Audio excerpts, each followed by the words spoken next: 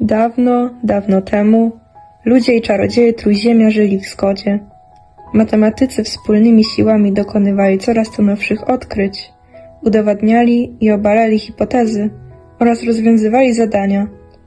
Panowała harmonia, a matematyka rozkwitała, aż w 1693 roku książę ludzi Gottfried Leibniz opublikował pracę na temat macierzy.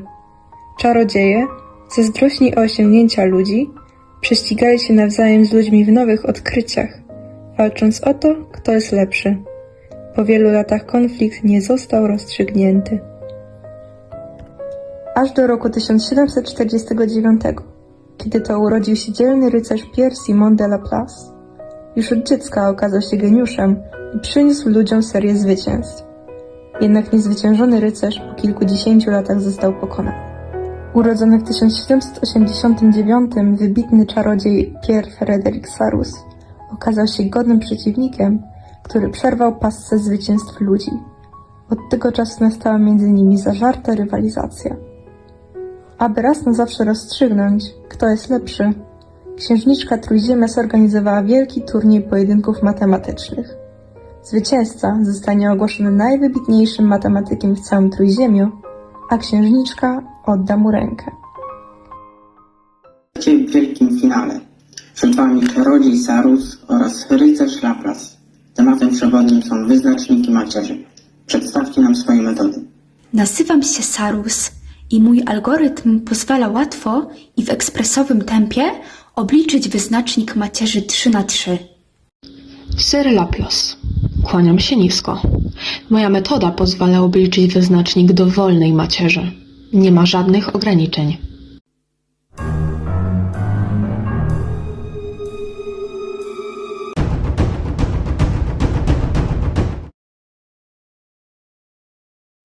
Aby obliczyć wyznacznik, wystarczy dopisać za nim dwie pierwsze kolumny, a następnie zsumować iloczyny wyrazów, które są zaznaczone tym samym kolorem. Wyznacznikiem jest różnica sumy czerwonej i niebieskiej. Analogicznie możemy obliczyć wyznacznik, dopisując dwa pierwsze wiersze pod nim. Moi najwybitniejsi uczniowie potrafią obliczyć wyznacznik bez dopisywania kolumn i wierszy. Aby obliczyć ten wyznacznik, dopisałem dwie pierwsze kolumny za wyznacznikiem. Pomnożyłem elementy poprzekątnej z lewej strony od góry do dołu. Te elementy to 12 razy 4 razy 8, 6 razy 4 razy 3, minus 4 razy 6 razy 2. Zsumowałem je. Wyszło mi 408. Pomnożyłem elementy poprzekątnej z prawej strony od góry do dołu. Te elementy to minus 4 razy 4 razy 3, 12 razy 4 razy 2, 6 razy 6 razy 8. Suma tych elementów to 336. Ostatecznie wyznacznik otrzymałem, odejmując sumę drugą od pierwszej. 408 odjąć 336 równa się 72. Witajcie. Jestem Laplace, a rozwinięcie, które odkryłem, pozwala obliczyć wyznacznik macierzy kwadratowej dowolnego stopnia. I to w sposób łatwy i przyjemny. Niezbędne do tego okazuje się pojęcie dopełnienia algebraicznego. Wyjaśnijmy je sobie. Niech macierz kwadratowa A o wymiarach n na n zawiera elementy a i j, gdzie i oraz j należą do domkniętego przedziału od 1 do n. Dopełnienie algebraiczne odpowiedniego elementu macierzy A nazywamy liczbę b i j, która równa się minus 1 do potęgi i plus j razy wyznacznik macierzy a i j. A czym jest ta nowa macierz? Powstaje ona poprzez wykreślenie i tego wiersza oraz i tej kolumny w naszej początkowej macierzy A. Wyznacznik tej macierzy zwyczajowo nazywa się minorem macierzy A. Spójrzmy na wyznacznik takiej macierzy A. Dla i oraz j równych odpowiednio 2 i 3 otrzymujemy macierz A2, 3 o wymiarach 2 na 2 zawierającą elementy 1, 2, 7 i 8. Teraz przejdziemy do rozwinięcia Laplace'a. czyli mojego. Wyznacznik macierzy kwadratowej a względem i tego wiersza to nic innego jak suma iloczynów odpowiedniego elementu z tego wiersza oraz dopełnienia algebraicznego względem tego elementu. W uproszczeniu zaznaczamy po kolei element po elemencie i tego wiersza, wykreślamy jego wiersz oraz kolumnę i mnożymy element -1 do odpowiedniej potęgi oraz wyznacznik nowo powstałej macierzy. Odpowiednio dla i tej kolumny zaznaczamy jej kolejne elementy, wykreślamy jego wiersz i kolumnę i mnożymy element razy odpowiednie dopełnienie algebraiczne. Na sam koniec trzeba zsumować iloczyny dla każdego elementu kolumny. Niżej widnieje wzór na wyznacznik macierzy a, wykorzystujący bezpośrednio wzór na dopełnienie algebraiczne. W tym przypadku względem i tego wiersza, ale dla i tej kolumny wygląda to tak samo. Zaprezentujmy przykład dla macierzy 3×3. Wybierzmy sobie przykładowo pierwszy wiersz jej wyznacznika. Pierwszy element, którym jest 1, mnożymy przez -1 do potęgi 1 plus 1, bo element znajduje się w pierwszym wierszu i w pierwszej kolumnie, a następnie przez wyznacznik powstały po wykreśleniu tego wiersza i kolumny. Dodajemy iloczyn dla kolejnego elementu, którym również jest 1, ale znajduje się ona w pierwszym wierszu i drugiej kolumnie. Dla trójki odpowiednio mnożymy ją przez dopełnienie algebraiczne dla pierwszego wiersza i trzeciej kolumny. Stosujemy wzór Sarusa na wyznacznik macierzy 2×2, czyli różnica iloczynu elementów poprzekątnej od lewego górnego rogu oraz iloczynu poprzekątnej elementów od prawego górnego rogu. Wynik powstaje sprawnie i łatwo i wynosi on 6.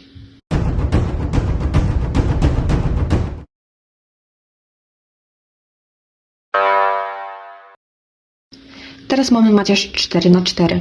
Wybierzmy sobie drugi wiersz, żeby wykorzystać widniejące w nim zera. Dzięki nim iloczyn dla elementu wiersza drugiego w pierwszej kolumnie oraz trzeciej wynosi 0. Pomijamy je w zapisie. W drugiej kolumnie znajduje się 1. Zastosujmy wzór na dopełnienie algebraiczne. Po wykreśleniu drugiego wiersza i drugiej kolumny powstaje macierz 3×3. Dla -3 zauważamy, że znajduje się ona w drugim wierszu i czwartej kolumnie i stosujemy odpowiedni wzór. Wyznaczniki macierzy 3×3 możemy obliczyć ze wzoru Sarusa poprzez dopisanie pierwszej i drugiej kolumny za wyznacznikiem. Sarus wyjaśnił wcześniej, jak to się powinno robić dalej. Mamy wyznaczniki równe 4 oraz 25, które podstawiamy do naszych obliczeń. Otrzymujemy wynik -71. Kolejna macierz 4×4. Jak zauważyliśmy w poprzednim przykładzie, zera w jednym wierszu lub kolumnie bardzo ułatwiają życie. Wygenerujmy je sobie zatem. Widzimy, że kolumny 4 i 3 mają po 2 takie same elementy.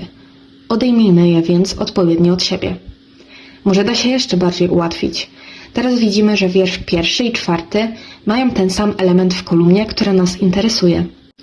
Odejmijmy te wiersze od siebie. W taki sposób uprościliśmy zapis tylko do jednego iloczynu dla elementu 2, znajdującego się w czwartym wierszu i czwartej kolumnie. Wyznacznik 3×3 liczymy z Sarusa, podstawiamy do naszego działania i otrzymujemy wynik równy 50. W końcu nadszedł czas, aby ogłosić wielkiego zwycięzcę, któremu oddam rękę, który przyniesie chlubę i chwałę swoim. Zwycięzcą zostaje ja. Księżniczka? Nie żadna księżniczka. Ja jestem Karl Friedrich Gauss i również stworzyłem metodę.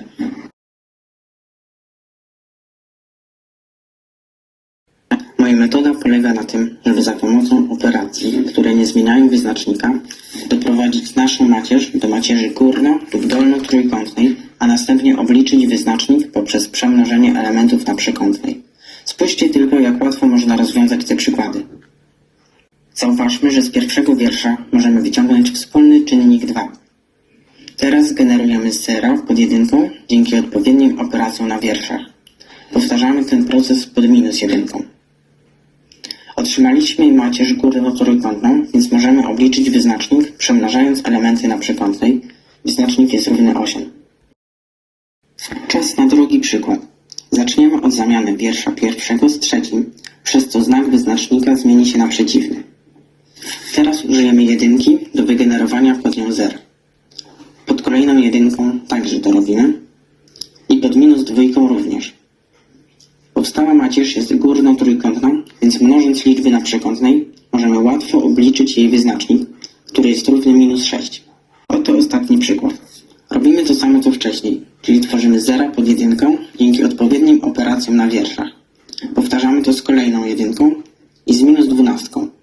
Otrzymana macierz jest górno-trójkątna, więc możemy obliczyć wyznacznik. Nasze metody są równie przydatne i pożyteczne, dlatego ogłaszam nas wszystkich zwycięzcami. Niech konflikt między ludźmi i czarodziejami się zakończy. Połączmy siły, aby Trójziemie stało się jeszcze potężniejsze. I żyli długo i szczęśliwie, a księżniczka, Gauss, nie oddał swej ręki ani Sarusowi, ani Laplace'owi, bo w końcu potrzebował jej do zapisywania kolejnych odkryć matematycznych.